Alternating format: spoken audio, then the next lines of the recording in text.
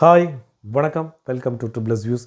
போர் கிட்டத்தட்ட 2 வாரத்தை தாண்டி 3 வாரத்து 20 நாட்களுக்கு மேலே 23 நாளாக நடந்துகிட்ருக்கு. உலக அரங்கில் எரிபொருள் விநியோக சங்கிலி அப்படிங்கிறது முற்றிலும் கொலாப்ஸ் ஆகக்கூடிய நிலைமைக்கு வந்துருச்சு. இதுதான் நண்பர்களே நடந்துகிட்ருக்கு. இவங்க அமெரிக்காவும் இஸ்ரேலும் கையை வச்சாலும் வச்சாங்க. உலக நாடுகளை பற்றி கவலைப்படாமல் இதை செய்கிறாங்கன்னு தான் நம்ம சொல்ல வேண்டியது. காலையில் ஒரு ஸ்டேட்மெண்ட்டு, மத்தியானம் நாங்கள் நிப்பாட்ட போகிறோம், இதுக்கு மேலே இதை கண்டினியூ பண்ணலன்னு காலையில் சொல்கிறாரு. மத்தியானத்துக்கு மேலே நாங்கள் முழுமையாக தாக்குதல் நடத்துவோம்னு சொல்கிறாரு. இப்படி ஒரு வல்லரசனுடைய தலைவராக இருக்கக்கூடிய டொனால்ட் ட்ரம்ப்பு அதை சொன்னதை செய்யக்கூடிய கைப்பாவையாக இஸ்ரேல் இருக்குது. இஸ்ரேல் தன்னுடைய பவரை ஃபுல்லாக, தன்னுடைய பொருளாதாரத்தை ஃபுல்லாக இதில் இழந்துட்டுருக்கு. அமெரிக்காவும் அடுத்த கட்டமாக தன்னுடைய பொருளாதாரத்தை இழந்துட்டுருக்கு. அதுதான் உண்மை. ஈராக் அமெரிக்காவினுடைய இஸ்ரேலினுடைய பொருளாதாரத்தை சாப்பிட்டுட்டு இருக்கு. நீ அவங்களுடைய பொருளாதாரத்தை அழிச்சிட்ருக்கீங்கன்னா, அங்கே 2 ரூபாய் அழிச்சின்னா நீங்கள் 10 ரூபாய் இழந்துக்கிட்டு இருக்கீங்க. இதுதான் இந்த ஈகோவால் உருவாக்கப்பட்ட போரினுடைய நிலைமை. இந்த ஈகோ தன்னுடைய ட்ரம்ப் ஒருவரால் மட்டுமே, அவருடைய மொத்த மனுஷனுக்கு இருக்கக்கூடிய ஈகோவால் உலகமே சிரமப்பட்டுருக்கு. இன்றைக்கி அமெரிக்க மக்களும் மிகப்பெரிய அளவில் பாதிக்கப்பட தான் போகிறாங்க. அமெரிக்க மக்கள் நல்லா இருப்பாங்கன்னு நினைக்கிறதுக்கு வாய்ப்பே கிடையாது. அடுத்து அவங்கள நோக்கி மிகப்பெரிய அளவில் எதிர் தாக்குதல் என்பது ஆயுத தாக்குதலாக இருக்காது. வேறு மாதிரி ஒரு உளவியல் ரீதியான தாக்குதலுக்கு அவங்க உள்ளாகத்தான் போகிறாங்க அமெரிக்கன்ஸ். இன்றைக்கி எந்த நாட்டிலையும் எல்லா விதமான கான்ட்ராக்டையும் எடுத்து வச்சுட்டு இன்றைக்கி சர்வதேச நாடுகள் எல்லா விதமான ஆயில் ஃபீல்டையும் மொத்தமாக கைப்பற்றுறதுக்கு அலைதாங்கிறது. மொத்தத்தில் இன்றைக்கி அமெரிக்காவிலேருந்து இன்றைக்கி கேஸ் வருது. நமக்கு எப்படிலாம் வருது பாருங்கள். மொத்தத்தில் கத்தார் இங்கேருந்து வந்துட்டு இருக்க ஆயிலை ஃபுல்லாக நிப்பாட்டிட்டு இன்றைக்கி அமெரிக்காவில் வாங்கக்கூடிய சூழ்நிலைக்கு கொண்டு வராங்க. வெனிசுலாவிலேருந்து வாங்கக்கூடிய சூழ்நிலைக்கு கொண்டு வந்து விட்டுட்டாங்க. ரஷ்யாவை வாங்கக்கூடாதுன்னு சொல்கிறாங்க. இது எல்லாம் அவங்க சொல்லக்கூடிய நிர்பந்தங்களுக்கெல்லாம் எல்லோரும் கட்டுப்பட ஆரம்பித்து இன்றைக்கி தன்னுடைய முழுமையான ஒரு ஒரு ஒரு சர்வாதிகார மனிதனாக, சர்வாதிகார தலைவராக மாறிவிட்டார் ட்ரம்ப். அதுதான் உண்மை. இன்றைக்கி பேச்சுவார்த்தை மூலமாக தேவையே இல்லாத போர். இன்றைக்கி எவன் என்ன செஞ்சாலும் இஸ்ரேல் தூண்டுதல் நடத்தினா கூட இன்றைக்கி லெவலில் ஈரானை கூப்பிட்டு எல்லா நாடுகளையும் வச்சு பேசுகிறதுக்கு உனக்கு ஆவி இல்லைன்னா நீ எதுக்கு இருக்கிற அப்படின்னு தான் கேட்கணும். நீ அவன் ஆயுதத்தை நீ தேவையில்லாமல் பயன்படுத்தக்கூடாது. இந்தியா வச்சுருந்து இந்தியா மேலே பொருளாதார தடை போட்டாங்க. இந்தியாவை தாக்குதல் ஏன் நடத்தலை? யாரை தாக்குதல் நடத்தணும், யாரை தாக்குதல் நடத்தக்கூடாதுன்னு அது அந்த ஆளுக்கு தெரியும். அன்றைக்கி பொருளாதார தடையை வச்சு எத்தனை நாள் நீ அந்த பொருளாதார தடத்தை கொண்டு போக முடியும்? அவன் நாட்டுக்கு அவன் பாதுகாப்புக்கு அவன் ஆயுதத்தை தயார் பண்ண தான் செய்வான். இது உலக நாடு இன்றைக்கி ஈராக் அடித்த மாதிரி இன்றைக்கி பண்ணணும்னு நினச்சார். ஆனால் இஸ்ரேலும் அமெரிக்காவும் ஈரானுடைய இந்த அளவு தாக்குதலை எதிர்பார்க்கவே இல்லை. அதான் நடந்துகிட்ருக்கு. மிகப்பெரிய ஒரு பொருளாதார இழப்பை 2 நாடுகளும் சந்திச்சிட்ருக்கு. இவன் ஒரு 2 லட்ச ரூபாய் 2 லட்சம் அமெரிக்கா டாலரை வச்சு செலவழித்தானா அவன் 10 லட்சம் டாலரை வச்சு ஒரு ஆயுதத்தை செலவு பண்ணி அடிக்கிறான். பார்த்துக்குங்க. 2:5 5 மடங்கு பொருளாதாரத்தை இவன் 1 ரூபாய் செலவழித்தானா அவன் அங்கேருந்து 5 மடங்கு பொருளாதாரத்தை இழக்கிறோம். கிட்டத்தட்ட 7000 இலக்குகள் அடிச்சிருக்காங்க இஸ்ரேலும் அமெரிக்காவும் சேர்ந்து ஈரானில். இந்த ஈரான் கிட்டத்தட்ட ஒரு நாளைக்கு அளவோடு தான் அவனுடைய தாக்குதல் நடத்துகிறாங்க. ரொம்ப பிளான் பண்ணி தான் நடத்துகிறாங்க. நீ இன்டெலிஜென்ஸையும் அவனுடைய டெக்னாலஜியும் வச்சு அவன் இருக்கிற இடத்தெல்லாம் பிடிச்சி அடித்தாலும் அவன் டார்கெட் வடித்து அடிச்சுட்டு ஈரானை பொறுத்தவரையில் நீ எங்கே தொட்டால் எங்கே அடிக்குங்கிற மாதிரி அவன் அடிச்சிட்ருக்கான்.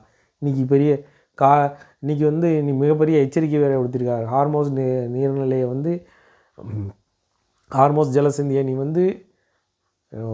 வழிப்பாதை விடலை, நான் மிகப்பெரிய தாக்குதல்னு உன்னுடைய மின்சார அமைப்புகளை ஃபுல்லாக நான் சேதப்படுத்துவேன்னு அமெரிக்கா எச்சரிக்கை கொடுத்துருக்கு. உன்னுடைய எல்லா விதமான அத்தியாவசிய தேவைகளுக்கான எல்லாத்தையும் அடிப்பேன்னு சொல்லியிருக்காங்க. பதிலாக ஈரான் என்ன சொல்லுது?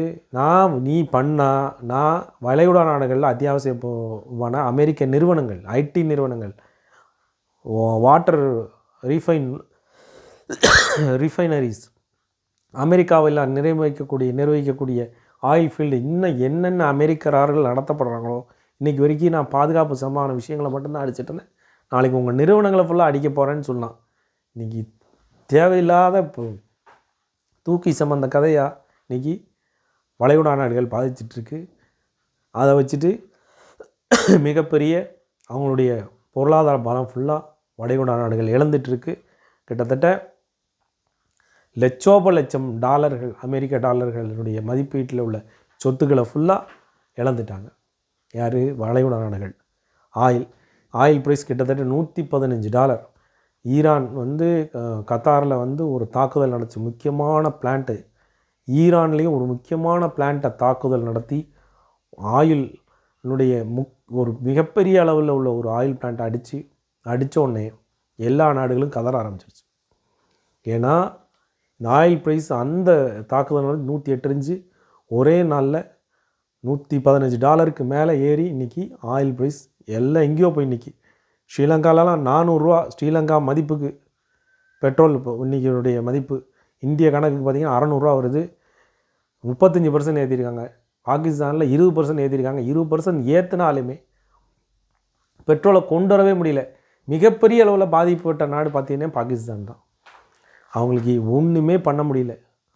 அந்த அளவுக்கு அவங்களுடைய பொருளாதாரம் வந்து வாங்கக்கூடிய சூழ்நிலையில் இல்லை.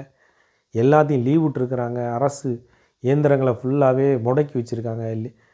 கல்வி சாலையை மூடுற அளவுக்கு ஒரு நாடு இருக்கும்போது சொல்லுங்கள். அத்தியாவசியம் சில விஷயங்களை கட்டுப்படுத்தலாம். கல்வி சாலைகளை ஃபுல்லாக நிப்பாட்டி வச்சு லீவ் விட்டு அரசு இயந்திரங்கள்லாம் வாகனங்களை யூஸ் பண்ணக்கூடாதுங்கிற லெவலில் பாகிஸ்தான் போயிடுச்சு. விலைவாசியெல்லாம் கடுமையான லெவலில் போயாச்சு பாகிஸ்தானை பொறுத்தவரையில். அது நம்ம பிரச்சனை இல்லை, இது அவங்க பிரச்சனை. இருந்தாலும் ஸ்ரீலங்காவும் அதே நிலைமைக்கு போயிட்டுருக்கு. பழைய மாதிரி சூழ்நிலை இல்லாட்டாலும் அந்த சூழ்நிலை நோக்கி போயிட்டுருக்கு. இந்தியா கிட்டத்தட்ட ஒரு 60 நாள் ஸ்டோரேஜ் வச்சுருப்பாங்க பெட்ரோலு.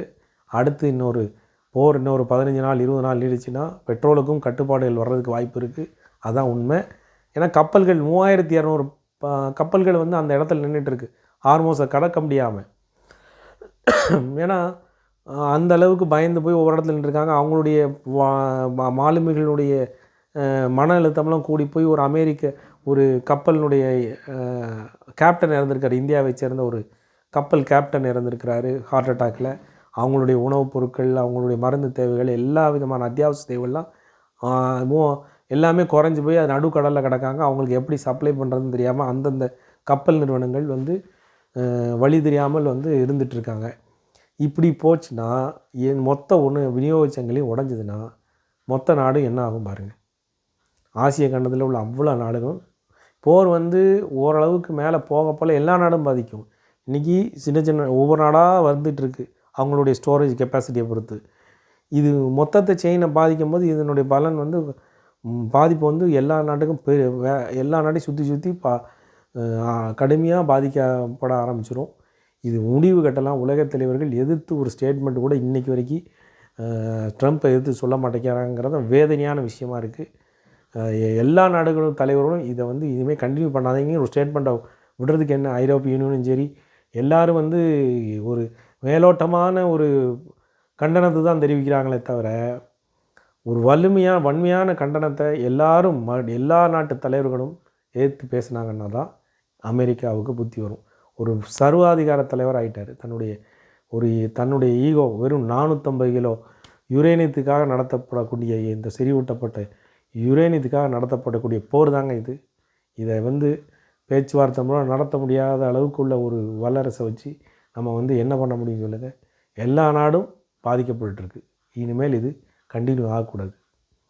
இதுக்கு என்ன பண்ணணும் ஏது பண்ணணுங்கிறது எல்லா நாட்டு தலைவர்களும் இனியும் முடிவெடுக்கலைன்னா மிகப்பெரிய பொருளாதார மற்றும் எல்லா விதமான பிரச்சனைகளையும் எல்லா நாடுகளும் சந்திக்கும். அதுதான் உண்மை.